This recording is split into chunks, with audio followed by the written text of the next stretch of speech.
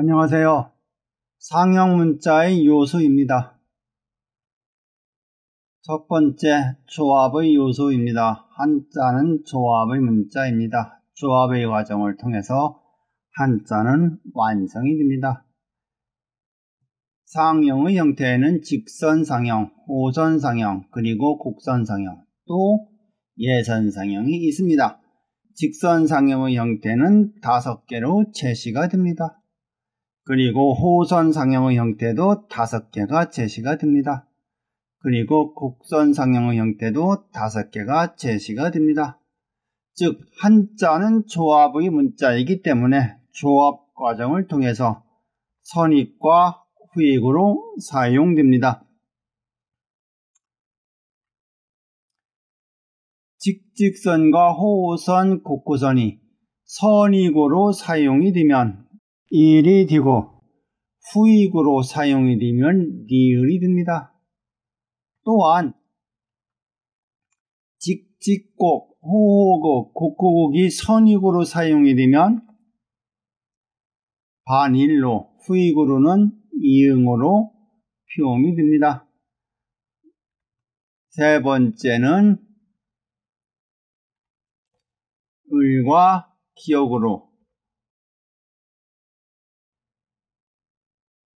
네 번째는 반을과 시옷으로, 다섯 번째는 을과 미음으로 표음이 적용됩니다. 아주 한자는 다른 문자에 비하여 특이한 음운 구조를 가지고 있습니다. 그리고 예선상형은 4개가 제시되어 있습니다. 그런데 이것은 선익으로만 사용이 됩니다. 그리고 접점의 위치가 중요합니다. 접점은 하의, 중의, 상으로 구분됩니다. 여기에 사람인이 있습니다. 여기에서 접점은 이 부분을 의미합니다. 즉 한자에서는 접점의 위치가 중요한데 우리는 그것을 무시하면서 사용하여 왔습니다. 이제부터는 이 점을 명확하게 인식해야 합니다. 즉 예직선과 예호선은 하의, 중의, 상에 따라 을, 반일, 반을로 표음이 됩니다. 예곡선은 월, 얼, 울입니다. 예각선은 왈, 알, 올로 표음이 됩니다. 즉 상형의 형태들이 조합의 과정에서 선익이냐 후익이냐에 따라서 표음이 달리 적용된다는 걸 꼭 이해하여 주십시오. 기억하여 주십시오. 광의 요소입니다. 하늘과 같은 한 개의 상형에서는 광동, 시광, 종광의 개념이 적용됩니다. 시작이 넓다, 시광, 끝이 넓다, 종광입니다. 그리고 두위와 같은 조합의 상형에서는 광동, 선광, 후광으로 표현이 됩니다. 선익이 넓다, 후익이 넓다입니다.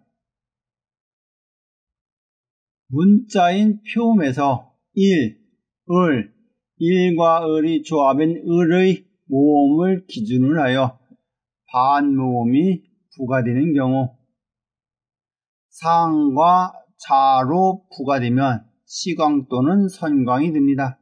예를 들어서 일에서 얼과 열으로 표음이 되면 그리고 을이 올과 열로 표음이 되면 이것은 시광 또는 선광이 된다는 것입니다. 또한 우와 하로 부과되는 경우 종광 또는 후광이 됩니다. 즉 일이 알이나 얄로, 을이 울이나 율로 되는 경우에는 종광 또는 후광이 된다는 의미입니다. 상형 문자에서 직선상형, 호선상형, 곡선상형은 이들이 조합을 통해 광동인 경우에는 일, 반일, 을, 반을, 을이 됩니다. 그리고 시광 또는 선광인 경우에는 열, 알, 열, 올, 월이 됩니다. 그리고 종광 또는 후광인 경우에는 얄, 알, 율, 울, 왈이 됩니다. 즉 광의 요소에 따라 모음의 형태가 다르다는 것입니다. 광의 근거입니다. 일획부수 한자는 6개로 구성되어 있습니다. 여기에서 광동은 일과 을이 됩니다. 그리고 시광은 온, 열, 월이 되고 종광은 우가 됩니다. 우. 즉 여기에서 제시된 모음의 차이점을 명확하게 인식하여 주십시오. 장의 요소입니다. 장과 단어로 표현이 됩니다. 이와 같은 한 개의 상형에서는 장동, 시단, 종단이 사용이 됩니다. 시작이 짧다, 끝이 짧다, 시단, 종단. 두와 같은 조합의 상형에서는 장동, 선단, 후단으로 표현이 됩니다. 즉, 한 개의 상형이냐 조합의 상형이냐에 따라서 용어가 다르지만 표음은 동일하게 적용이 됩니다. 한자는 조합의 문자입니다. 즉, 직선상형, 호선상형, 곡선상형, 예선상형이 있습니다. 이들이 조합을 통한 예시를 보겠습니다. 선익으로서 직직선, 그리고 후익으로서 직선상형 형태가 제시가 됩니다. 이러한 경우 장동인 경우에 첫 번째로는 니을니은이 됩니다. 두 번째는 직직선과 직직곡의 조합인 경우에는 니을, 이응이 됩니다. 그리고 직직선과 직곡선의 조합은 니을, 기역이 됩니다. 이러한 식으로 조합이 됩니다. 여기에서 시단 또는 선단이 되면 첫 번째의 경우에는 종성이 없습니다. 두 번째는 이응이 됩니다. 세 번째는 기역, 시읒, 미음이 되고 여기에서 종단 또는 후단이 되면 첫 번째는 니은, 두 번째는 여린 희응, 세 번째는 키읔. 이러한 순으로 표음이 종성이 변화를 가져옵니다. 장의 근거입니다. 일획부수는 6개로 구성되어 있습니다. 그러면 이들을 구분하여 보겠습니다. 장동이다 하면 일, 별, 을, 골, 즉 종성이 니을인 경우입니다. 그리고 선단인 경우에는, 시단인 경우에는 종성이 없는 점주가 되고 종단인 경우에는 종성이 니은인 뚫을꾼이 되겠습니다. 즉 일획부수 6개의 한자에서도 장동, 시단, 종단이 구별되어 있다는 것입니다. 종성이 정리되어 제시되어 있습니다. 장의 대용입니다. 자, 길이 기준에는 장동, 선단, 후단이 있습니다. 이러한 문자가 있습니다. 이러한 문자들은 길이 비교가 매우 용이하지 않습니다. 그러한 경우에는 다른 방법을 사용하게 됩니다. 다른 방법이 이것입니다. 우향, 하향입니다. 즉 우향, 우측으로 가는 문자의 방향을 의미합니다. 상형의 방향을 의미합니다.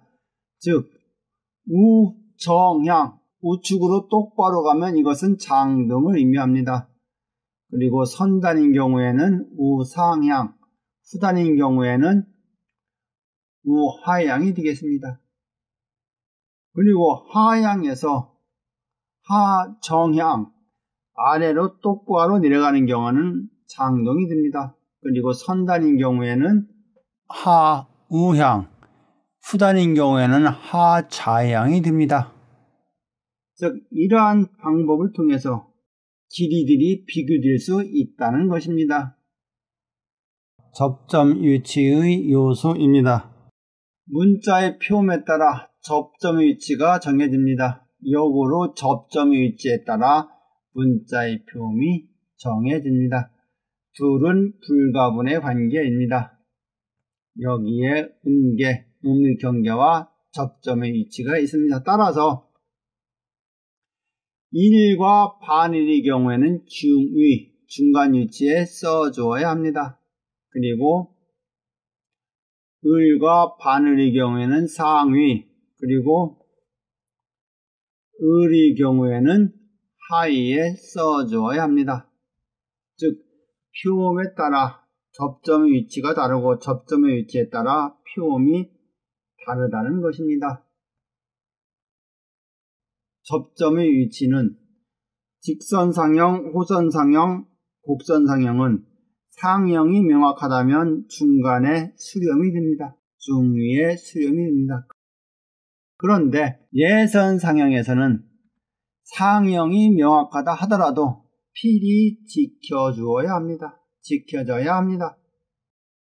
수렴의 요소입니다.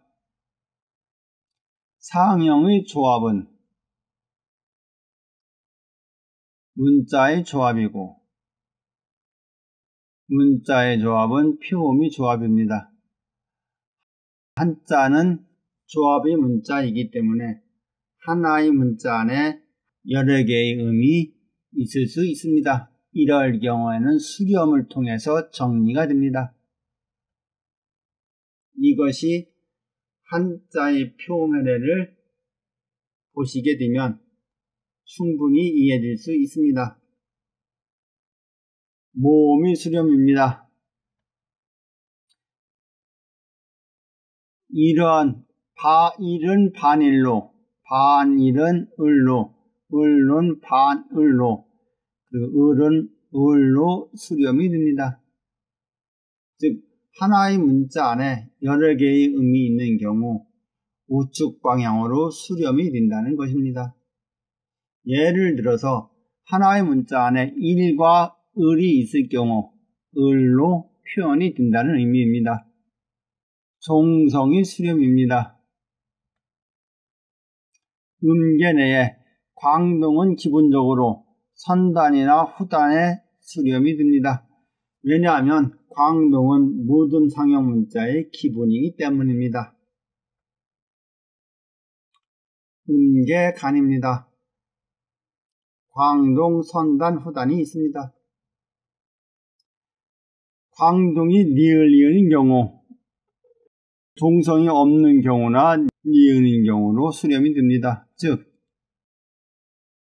1과 2가 동시에 같이 있는 경우는 1은 2로 수렴이 됩니다. 또한 1과 2이 같이 있는 경우 1은 2으로 수렴되어 표음됩니다. 니을 이응은 이러한 형태로, 니을 기역은 이러한 형태로, 니을 시옷은 이러한 형태로, 니을 미음은 이러한 형태로 파생되어 수렴된다는 것입니다.